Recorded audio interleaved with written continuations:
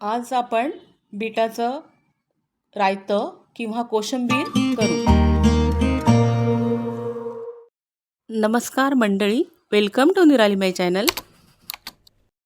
बीटाची कोशिंबीर करण्यासाठी हे एक मोठ्या आकाराचं बीट मी घेतलेलं आहे आणि ते कुकरमध्ये मी वाफवून घेणार आहे। अर्धा इंच पाणी कुकरच्या डब्यात घातले, 2 तुकडे करून घेतले, ते सोपे जातात कारण मी कुकरमध्ये खालच्या डब्यात भातही लावलेला होता आणि 3 शिट्या करून हे वाफवून घेतलेलं आहे आणि याचं साल काढून घेते आणि मग हे किसून घेणार आहे। तर वाफवल्यामुळे बीट हे चवीला गोडसर लागतं, त्यामुळे कोशिंबीर करताना साखर नाही घातली तरी चालणार आहे। तर मी साखर त्यात काही घालणार नाही। तर असं वाफवलेलं बीट असं नुसते फोडी करून खाल्ल्या तरीसुद्धा खूप छान लागतं, पण सलाद केलं तर ते जेवताना तोंडी लावलं तर खूप चांगला स्वाद येतो आणि जेवणसुद्धा चांगलं जातं।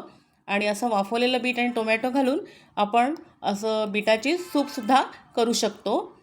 तर साल काढून झालं आहे, आता हे किसून घेते मी बीट। ही खूप सोपी आणि पटकन होणारी रेसिपी आहे, तशीच पौष्टिकसुद्धा आहे, हेल्दी रेसिपी आहे। किस करून झालेला आहे, तो कुकरच्या डब्यात काढून घेतला आहे।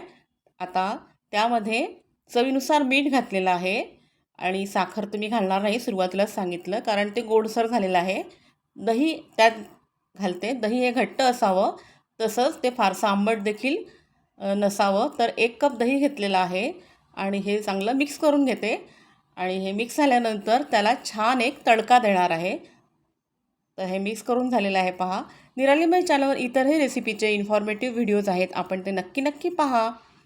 तर गॅसवर मी तडक्याची कढई ठेवली आहे, 1 चमचा साजूक तूप घातलेला आहे आणि तूप तापलं, त्यात 1 छोटा चमचा मोहरी, जिरं ते घातलं आहे। चांगलं तडतडलं की त्यात 1 हिरव्या मिरचीचे तुकडे करून घातले, त्याच्याने सुद्धा स्वाद छान येतो आणि 8-10 कढीपत्त्याची पानं घातली आहेत आणि पाव चमचा हिंग। बस एवढंच आपलं तडक्याचं सामान आहे आणि हे छान तडका असा या बीटाच्या वरती घातलेला आहे। खमंग असा तडका बसला आहे पहा। सर्व चांगलं मिक्स करून घेऊ आणि आपलं हे बीट सलाद, रायतं किंवा कोशिंबीर काहीही म्हणा तयार झालं आहे।